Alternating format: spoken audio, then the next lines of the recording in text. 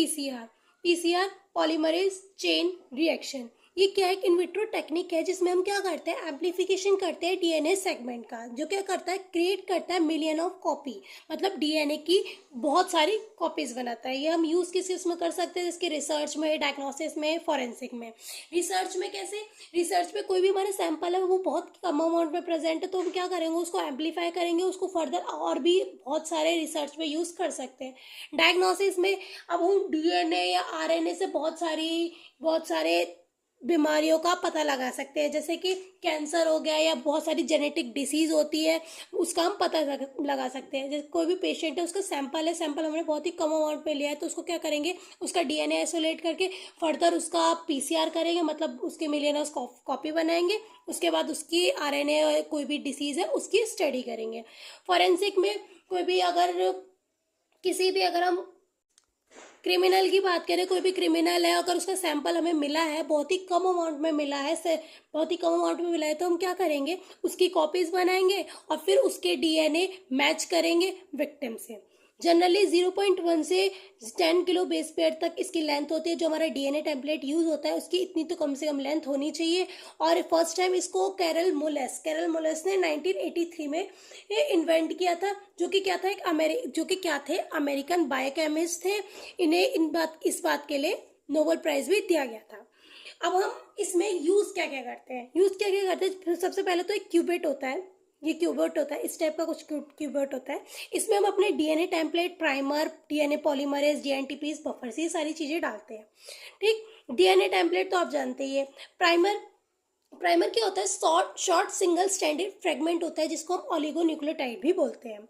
ठीक है, जो कि क्या होता है, हमारा डीएनए के टारगेट रीजन पे जाके बाइंड हो जाता है।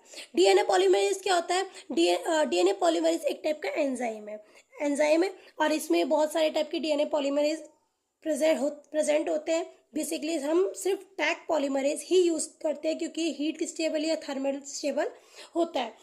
जनरली हम इसे आइसोलेट किसे करते हैं, थर्मोफिलिक बैक्टीरिया से इसे आइसोलेट किया जाता है। डीएनटीपीज क्या होते हैं, ये न्यूक्लियोटाइड होते हैं, जिसमें क्या करते हैं, जितने में एडेनिन, ग्वानिन, ये सारी चीजें ऐड ऑन होती रहती है एनिलीन के समय। बफर सॉल्यूशन, हम बफर सॉल्यूशन का क्यों यूज करते हैं, सुटेबल इन्वायरमेंट, मतलब जो वो सॉल्यूशन है, जो वो टेम्परेचर चल रहा है, उस पर हम उसे सुटेबल इन्वायरमेंट प्रोवाइड कर सके, ताकि हमारा डीएनए जो है वो स्टेबल रह सके।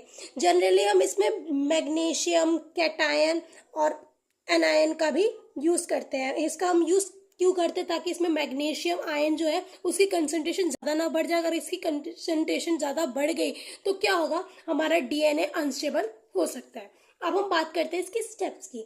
और ये 3 स्टेप में कंप्लीट होता है। पहले क्या होता है, denaturation, aniline and elongation. Denaturation में क्या होता है, जो हमारे डीएनए के स्टैंड्स होते हैं ना, वो क्या होता है, डीनेचर होते हैं, मतलब वो आपस में अलग होते हैं, हेलिकल शेप में प्रेजेंट होते हैं, वो क्या होता है, वो आपस में अलग होते हैं। इसमें क्या होता है, 95 डिग्री सेल्सियस, मतलब इसका जो टेम्परेचर होता है, बहुत इस समय पे टेम्परेचर बहुत ज़्यादा हाई होता है। हाई क्यों होता है, ताकि जो हमारे बैंड्स है ये डीनेचर हो सके, इन दोनों के बीच के हाइड्रोजन बॉन्ड जो प्रेजेंट होते हैं न्यूक्लियोटाइड के बीच में, वो ब्रेक हो सके। ये 20 से 30 सेकेंड के लिए ये वाला जो फेस होता है ये चलता है।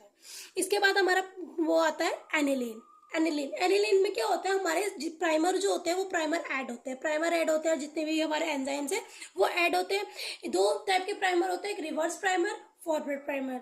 रिवर्स प्राइमर क्या होता है, हमारा रिवर्स की तरफ जो उसका क्या कहते हैं, एक्सटेंशन होता है, वो रिवर्स की तरफ होता है। और इस फॉरवर्ड में क्या होता है, एक्सटेंशन इसमें किसकी तरफ होता है, फॉरवर्ड साइड होता है। इसका जो टेम्परेचर होता है 50 से 65 होता है। 50 से 65 इसलिए होता है ताकि हमारा डीएनए जो है वो स्टेबल रह सके, और जनरली ये भी 20 से 40 सेकेंड तक ही होता है ये प्रोसेस। नेक्स्ट स्टेप जो है वो हमारा इलोंगेशन। इसमें हमारा डीएनए पॉलीमरेज ऐड होता है, और इसमें जो हमारे डीएनए है वो कॉपीज होते जाते हैं। इसमें क्या होता है, 5 से 3 प्राइम तक कॉपीज बनती जाती है, और जो दूसरे वाला स्टैंड है उसमें 3 प्राइम से 5 प्राइम तक हमारी कॉपीज बनती है। फर्दर इसमें क्या होता है कि 20 से 30 साइकिल चलती है। इसमें जो टोटल साइकिल चलती है हमारी 20 से 30 साइकिल चलती है। इसमें एक ग्राफ शो होता है, इसमें कंप्यूटर भी ऐड होता है जिसमें हमें ग्राफ दिखता है।